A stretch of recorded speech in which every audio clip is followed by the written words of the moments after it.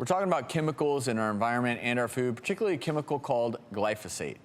Well, I think this is a really important issue, just about the issue of real scientific scrutiny and what's fair research, because in most studies, you're supposed to financially disclose, and you're supposed to publish the article and the data as it is. And we have seen in history, not just pertaining to this case, but other cases in which people have defrauded data and maybe perhaps did not report their financial disclosure. So I can absolutely understand that this is concerning. But Jeffrey, I had a question for you.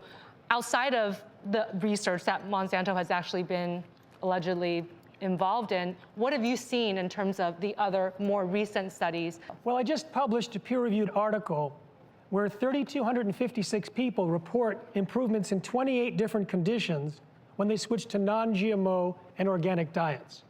I speak at medical conferences regularly, and there's thousands of doctors prescribing non-GMO diets, and they're reporting the same improvements. Now, it's interesting that the areas that people report improvements from are also getting better in pets and livestock put on non-GMO feed.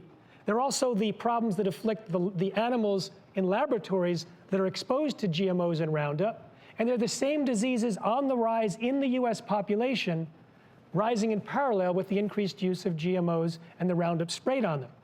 85% of the people who said they got better from something got better from digestive disorders. The next was fatigue, then obesity, then brain fog, then anxiety and depression. And if you look at the modes of action of Roundup and glyphosate, you would predict these type of changes. I do want to balance this out, because obviously this is something you're passionate about, and I can go through a whole litany of types of foods. When people switch from one type of food to another, they see changes in their disease risk profile. And I do think it's important, you know, the IARC is right now the only regulatory agency that has deemed glyphosate as a probable carcinogen. Obviously, Monsanto claims that the IARC manipulated the data.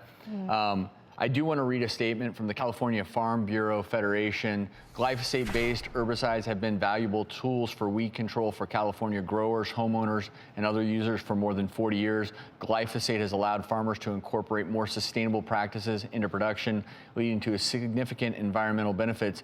I come from a family of farmers, and they've been able to greatly improve their yield over the last number of decades. And so there are a lot of people that need to eat food. And I think that there's two sides to every story.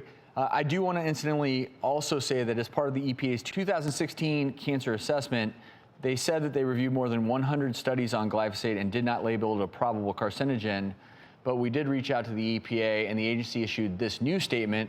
The EPA is currently reevaluating the safety of glyphosate through our registration review program. The reevaluation process occurs every 15 years and is mandated by federal law. We are currently scheduled to complete the draft risk assessments no later than 2017. We'll have the full statement on our website.